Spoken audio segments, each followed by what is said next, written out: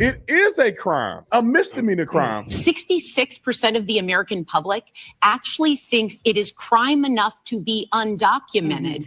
In today's episode, guys, we're going to jump into the views and same take on undocumented not being a crime. Also, we'll jump into the misnomer surrounding the attacks on Jewish individuals. And then we'll also jump in to the violence that the left seems to be engaged in on a regular basis. Allow us to jump in. And therefore deported. That it's criminal to be undocumented? Yes, it is not. You know how the disagreement was in the beginning? We were told it was going to be violent criminals. And I think everyone at this table would agree. Haul out violent criminals, fine. But a very important distinction was 60% of the American public, 2/3 of independents, 90% of Republicans, and just a little under half of Democrats think the crime is in being undocumented. Even if it's a civil offense. Yes. Well, let's fix that right now, because it is not illegal to be undocumented. It is not a crime to be undocumented. But what they're saying is the problem. It is a civil offense, and it is a misdemeanor crime, as they will examine and parse out at the end. So allowing them to continue. Problem is that they no, are but I'm just saying we need to put that information out But there. I don't it is think, a civil infraction. Yeah, and I don't think criminal. it's actually broadly a misunderstanding. I think that 60% of Americans believe it's a civil offense, and that if you come here and you're undocumented, that you should be deported. And let's go through the civil violation that they're referring to. Unlawful presence or overstaying a visa or entering without inspection is typically handled through civil immigration proceedings, not a criminal court. Penalties including deportation or barred from re-entry for a period of time. Go to 8 U.S. Code 1325. It's a misdemeanor to enter the U.S. without inspection, i.e. crossing the border illegally. The first offense is a misdemeanor. Repeat offense is a felony. It is a crime, a misdemeanor crime, to illegally enter into the United States of America. They just decide to go down the civil route, and that's probably because they can't do 20 million.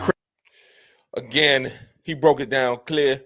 And what we must come to understand, especially when we're dealing with the View and their extreme liberalism, is that they would try to couch things in a way to leverage themselves on both sides of the equation. They know for a fact that the administration is going after these violent criminals first. And if anyone else is caught up in the dragnet that happened to come across the border illegally, they have to go as well.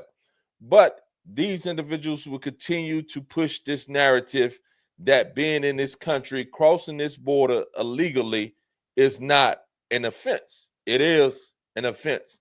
And it is detrimental to the country as a whole. Where is the energy that the left seems to have for protecting and housing and keeping these illegals in the country? Where is that same energy for the close to 700,000 homeless individuals that are likely American in this country, that are more than likely predominated by American citizens being homeless? Where is the outcry? Where is the support to get these people the necessary tools in order to get their life moving in a right direction? Where's the outcry from the left over their own, American citizens that are suffering? But yet you want to bring in more and allow more individuals to come into a country that has over 700,000 individuals who are homeless. It makes no sense. Now, let me clear my throat. Excuse me. For some reason, my throat is giving me some issues, but we'll jump right into it. Where's the energy for that? Where's the energy for protecting and making sure that we do whatever we can in order to correct this stain on American society, which is the stain of this amount of homelessness within the American borders, a wealthy nation as we are? Now, let's jump into this other situation dealing with racism and we're dealing with the misnomer of identifying individuals who identify themselves as Jews, which is a religious distinction. It's a religious identity. Being Jew is not a race. You cannot, and you would never find a coroner, an examiner who finds bones of human remains who the only thing that exists is the bones. When that examiner goes in and examines those bones and pulls out the DNA to identify its race, its likely ethnicity, its sex distinction, they will not pull out any information that would tell them that this individual is a Jew. It will be black, white, Asian, etc., but it will not be this is a Jew, because a Jew is a religious distinction. Any individual, any race can be a Jew, can follow the Jewish religions, and therefore be a Jew. And there are many different ethnic Jews, ethnic races that are or claim Judaism. And this is what we must come to understand. Now, I condemn any violence to any human being, regardless of race, religion, or sex distinction.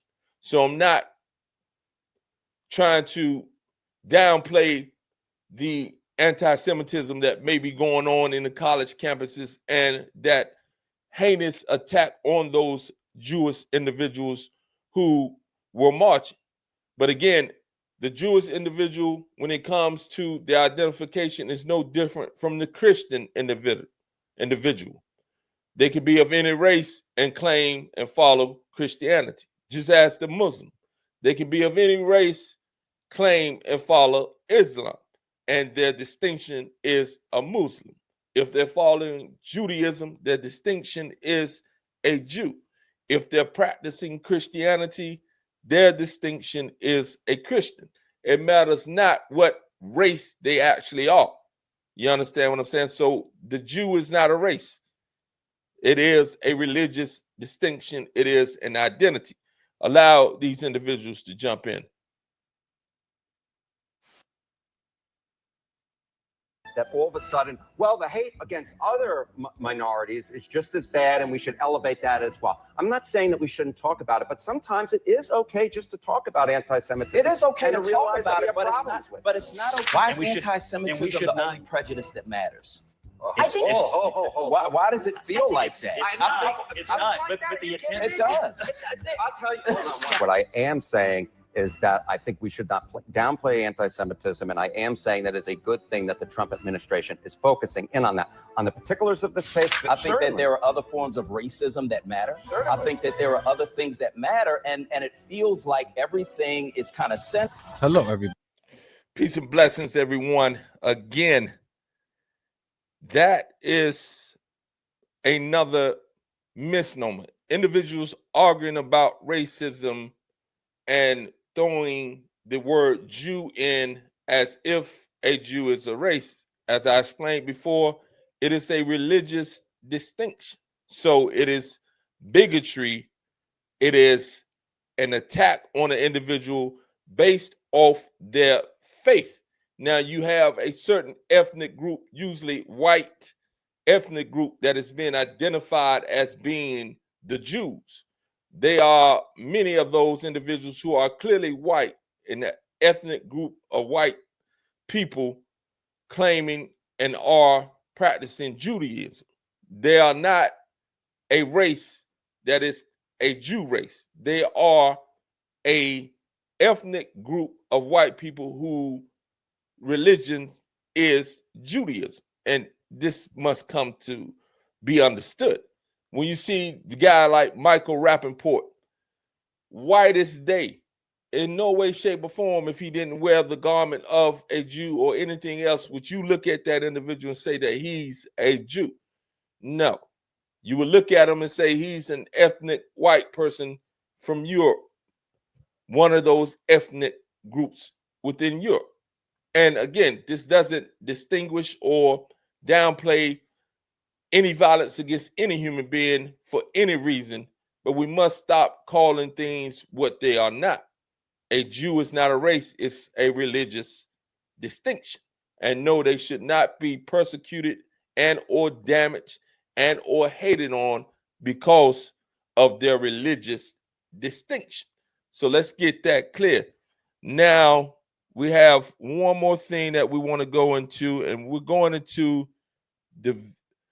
focus in on the left's violence. They tend to be very violent on the left at this day and time. And no, I'm not a Republican, never will be. No, I'm not a conservative, will never be conservative. Although I have conservative views and independent views and some what would be called liberal views. None of those extreme liberal views at all. But allow us to jump in and see what Scott Jennings has to say, and we'll break down and see if the left is truly the violent ones or if there's violence on both sides. Yeah, there exists violence on both sides of the equation, but the burning down of cities, the looting of cities, the terrorizing property, that is done by left-leaning individuals. And it has been done, it has been that way, especially since 2020. Allow us to check this out. Is left-wing violence the new normal? Right-leaning pundit Scott Jennings, he thinks so. Here he is earlier this week weighing in on Tara Palmieri's podcast. Check it out. Vandalism. Scott, Luigi you called it an Mangione, insurrection worship. perpetrated by the president. Unbelievable. I mean, and the adherence to trying to keep these violent, illegal aliens in the country. The left has a problem with violence. It is in its heart right now. Palmieri tried to push back, bringing up January 6th. Take a look. You cannot say it is just, like, you can't just say it's the left that is violent. We had an insurrection at the Capitol. You have literally seen people on both sides committing violence. I think the problem is not the left. I think it is the extremes on both sides of the party.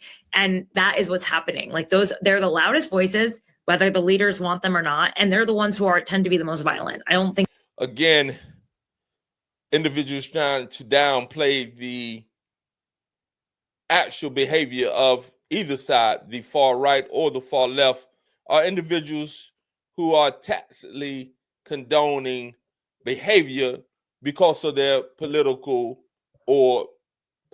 ideology, meaning that they would downplay any of the violence that is popping off when it comes to the left, from the left individuals, and anybody who leans towards that ideology, they play it down. The extreme right, any violence that emerges forth from the extreme right, the killing of individuals in mass, especially Black individuals, that a lot of these individuals who become very deranged and contaminated with that supremacist ideology, they go out and murder many Black individuals. Look at Buffalo, about 10 of them was killed a couple of years back. You look at the one at South Carolina in the church, about 9 of them, I think, were killed by an individual contaminated with the white supremacy ideology. So there is violence. But when it comes to looting, rioting, and tearing and burning down cities, the left is unmatched. This is what they do.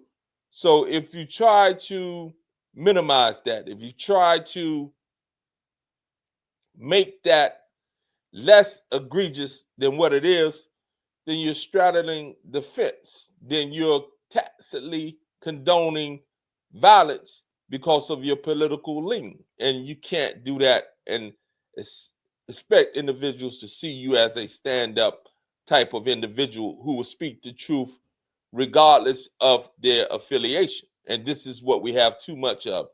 Too many individuals leaning into their affiliation and condoning things that those who are on their political side do because of their affiliation and refusal to condemn those things. So allow them to continue just a little bit. I think that's fair to say it's only the left.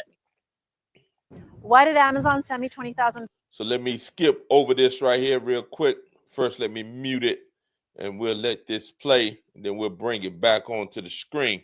But again, like, your political affiliation shouldn't stop you from being able to be honest and true about any situation that comes forth and speak the truth regardless of your affiliation. In a world, writer Max Horder highlights the startling shift toward political violence here in America, especially from the left. Last year alone, Horder points to the multiple attempts on President Donald Trump's life, destructions of Tesla dealerships, most recently the fatal shooting of a Jewish couple in D.C., and just a few days ago, Molotov cocktail wielding pro-Palestine Egyptian national set a pro-Israel crowd in Boulder, Colorado on fire. And then, of course, let's not forget Luigi Mangione. Yeah. So again, the left, these are not isolated incidents. Anytime the left feels they are being aggrieved, it appears that they promote the rioting of cities. They promote the burning down of cities. They promote the total disregard and chaos that these types of riots that start off as peaceful protests generally escalate to the violence that you see in LA, and you'll probably see it in other areas across this nation. At the end of the day, whether you're Democrat or Republican, and I find that to be very limiting, to limit yourself, unless you're a politician running for a specific seat, with these parties being the two dominant parties and having control of the House, the Senate, etc., then I understand why you have to pick one to run. Independent, those individuals don't usually win. So I get that. But to be actually dialed into, I'm a Republican, I'm a Democrat, is very limiting. It actually shrinks the scope of individuals' capacity to think holistically 360, so to speak, when it comes to all situations. Being able to see that the left, although it's very little, has some things that might be beneficial. Again, very little what they're pushing right now. And the right may have something beneficial. But when you are tied and dialed into these corners, you will not see what's beneficial across the aisle because you're so busy defending what it is that you represent, whether it is right or wrong. Again, if you enjoyed the video, I ask that you subscribe, like, comment, so that we can get the algorithm up. Also, remember, I have another channel, Monte's Fitness. It's MONTES Fitness, where I share information and give you workout videos that you can do along with my clients Monday, Wednesday, and Friday. Tuesday and Thursday, we just go deep into wellness information, anxiety, type 2 diabetes, insulin resistance, autoimmune diseases, and a host of other things, blood pressure issues, etc. We go deep into it and we find solutions. Again, have a beautiful day. Thank you for joining me. Peace.